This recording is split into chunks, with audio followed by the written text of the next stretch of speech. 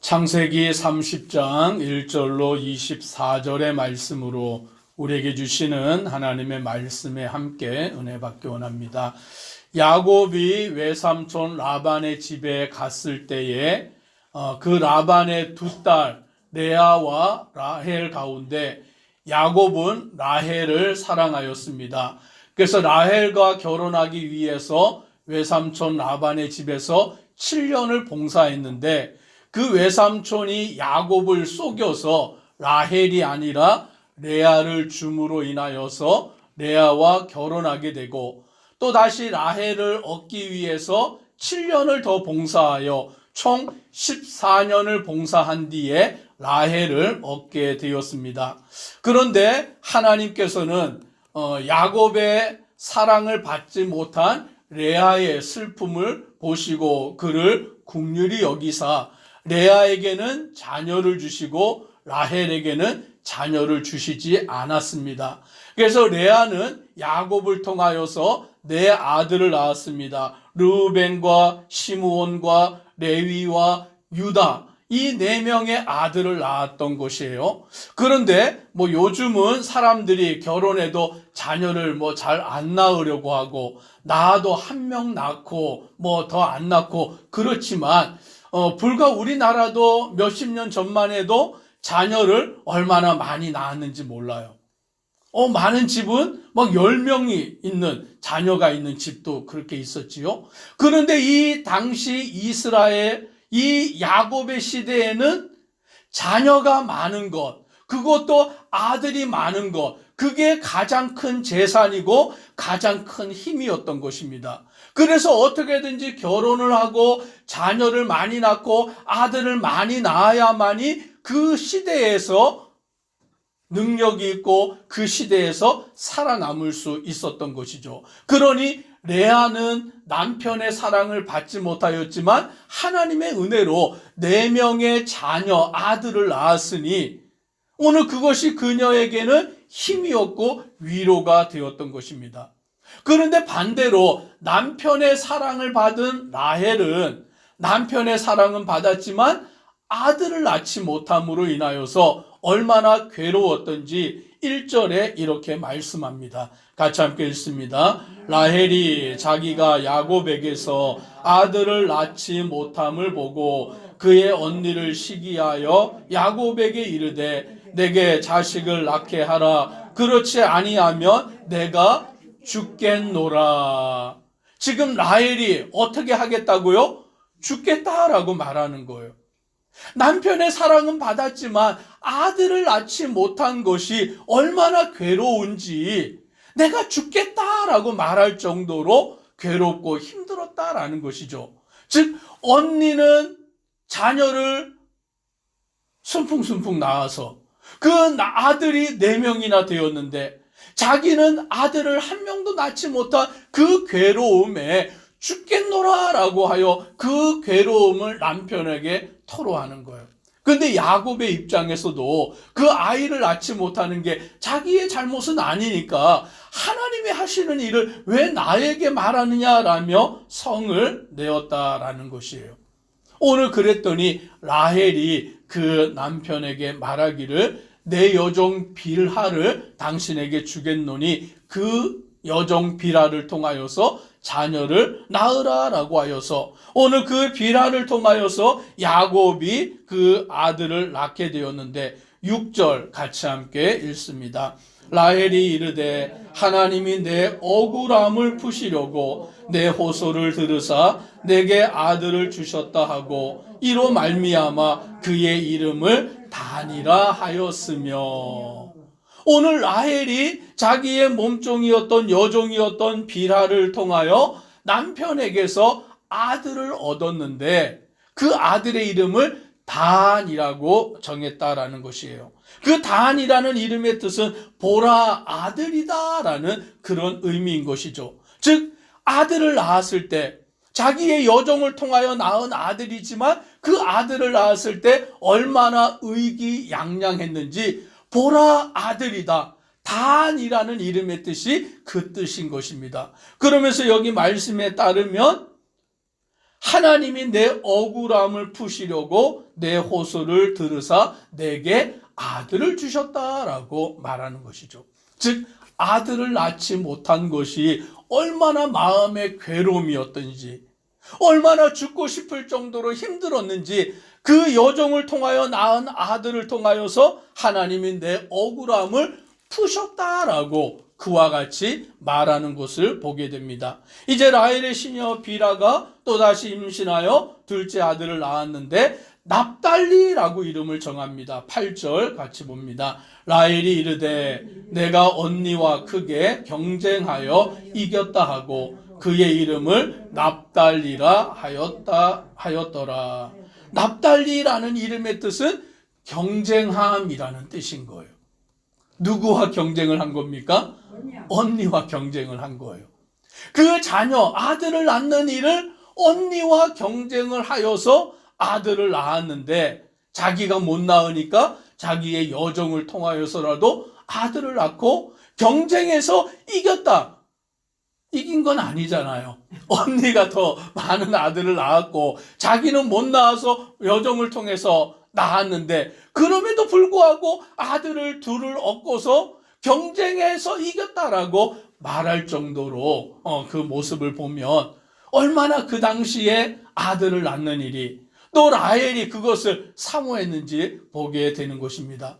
그런데 놀라운 것은 이 아들을 낳고자 하는 경쟁이 뒤에 가며 이제 레아는 자기의 또 자기가 더 이상 아들을 낳지 못하니까 자기의 몸종 실바를 통하여서 또 아들을 낳게 되는데 그 갓과 아셀을 얻게 되는 거예요. 그러니까 이 두 여인이 지금 야곱을 놓고서 경쟁을 하면서 자녀를 더 많이 낳는 일, 아들을 더 많이 낳는 일, 그것을 지금 경쟁하는 거예요. 우리 입장에서 보면 이게 진짜 뭐 하는 일인가? 왜 이러고 있냐? 그런 생각이 들 수밖에 없는 것이죠. 도대체 왜 이러냐? 그런 생각이 들 수밖에 없지만 이 두 여인의 입장에서는 어쨌든 아들을 한 명이라도 더 얻어야 하고 그 아들을 더 낳는 일이 자기의 그 영광이 되고 그러므로 경쟁이 되고 막 자녀를 낳는 일에 혈안이 되어 있는 것을 보게 되는 것입니다. 어떤 일까지 일어나냐면 14절부터 보면 그 첫째 아들인 르우벤이 들에 나가서 합한채라는 것을 가져오게 됩니다. 근데 이 합한채는 뭐냐면 그 향기가 나는 그 식물인데 그것이 어떠한 역할을 하냐면 어떠한 성적인 그것을 자극하는 역할을 하는 건가 봐요. 그러니까 그 아들이 이것을 가져오니까 그 라헬이 레아로부터 그 합한채를 나에게 달라라고 요구를 해요. 그러니까 이 레아가 뭐 너는 내 남편도 빼앗아 가고 이것마저 가져가려고 하느냐라면서 막 그렇게 동생을 야단합니다. 남편의 사랑을 다 독차지하고서 또 어떻게 내 아들이 가져온 합한채마저 가져가느냐라고 말하니까 라헬이 그 합한채를 내게 주고 오늘 밤은 내 야곱을 언니가 가져가서 데려가서 그 하룻밤을 또 보내라고 얘기를 하는 것이죠. 오늘 그 정도로 지금 이 두 여인이 자녀를 낳는 일에 혈안이 되어서 또 이렇게 해서 아들을 낳고 또 저렇게 해서 아들을 낳고 막 이런 일들이 번갈아져 나아가게 되는 것을 보게 되는 것입니다. 그런데 놀라운 것은 17절에 보니 하나님이 레아의 소원을 들으셨으므로 그가 임신하여 다섯째 아들을 야곱에게 낳은지라. 하나님이 그 레아의 소원을 들으시고 임신을 더 하지 못하였던 레아가 또다시 임신을 하게 되어 다섯째를 낳고 또 여섯째를 낳고 또 딸을 낳는 그런 일들을 행하게 되는 것이죠.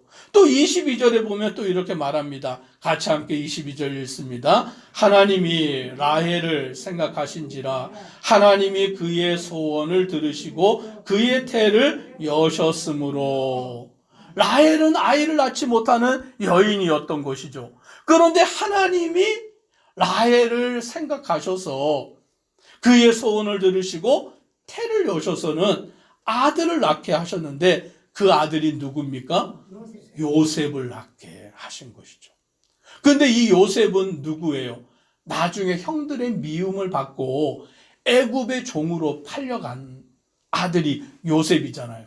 근데 그 요셉은 애굽의 종으로 팔려갔을 때에도 하나님을 신실히 섬겨서 하나님께서 형통하게 하심으로 애굽의 총리까지 되게 하시고, 결국 이 요셉을 통하여서 야곱과 그의 가족들이 구원을 받게 되는 역사가 나타나는 것이죠. 오늘 우리는 이 말씀 가운데 두 여인의 어떤 경쟁, 두 여인의 시기, 어떤 그런 모습들을 보면 우리는 이해가 잘 되지 않을 수도 있고, 왜 이렇게 할까라는 생각이 들 수도 있는데, 놀랍게도 하나님께서는 그 두 여인의 어떤 경쟁이나 그 시기를 통하여서도 하나님의 그 구원의 역사를 이루어 가신다라는 사실이에요. 즉, 우리의 생각에는 도무지 이해가 되지 않고 우리의 판단에는 그것이 온전히 받아들여지지 아니하지만, 하나님은 그것조차도 하나님의 구원의 역사를 이루어 가시는 일들을 행하신다라는 것이죠. 결국 야곱은 이 두 여인을 통하여서 몇 명의 아들을 얻습니까? 12명의 아들을 얻어요. 그리고는 그 12명의 아들이 이스라엘의 12지파가 되어서 이스라엘 민족을 형성하게 하시는 일을 하나님이 행하시는 것이에요. 즉, 우리의 생각과 우리의 판단과 우리의 경험을 넘어서 일하시는 하나님, 그 구원의 역사를 이루시는 하나님을 우리는 목격하게 되는 것입니다. 어떨 때는 사람의 욕심이지만 그 욕심을 통하여서도 하나님은 일을 행하시고, 또 어떨 때는 사람의 시기지만 그 시기를 통하여서도 하나님은 그 일을 이루어 가시는 것입니다. 우리는 연약하고 어리석지만 하나님은 우리를 통하여서도 하나님의 그 구원의 역사를 이루어 가시는 줄 믿습니다. 그래서 우리는 판단하는 자가 아니에요. 왜냐하면 그 모든 판단은 누가 하십니까? 하나님이 하시는 것이죠.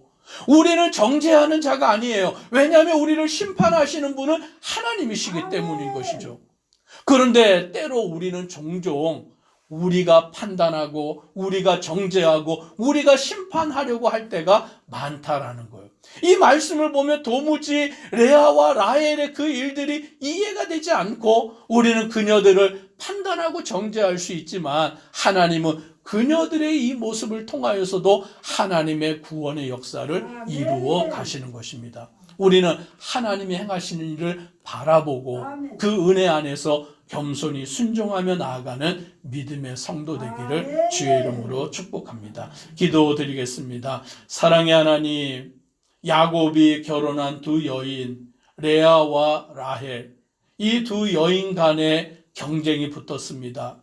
시기로 인하여 경쟁이 붙었습니다.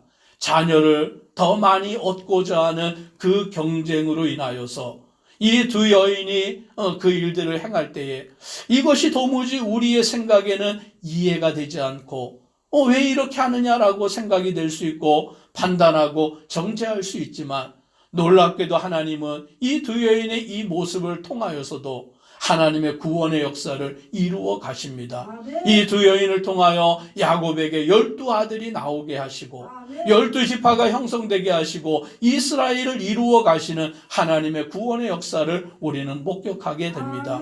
믿음 안에서 온전히 주님을 바라보고 주의 뜻에 순종하며 나아가는 우리 모든 성도 되도록 은혜 더하여 주옵소서. 예수님 이름으로 기도드리옵나이다. 아멘.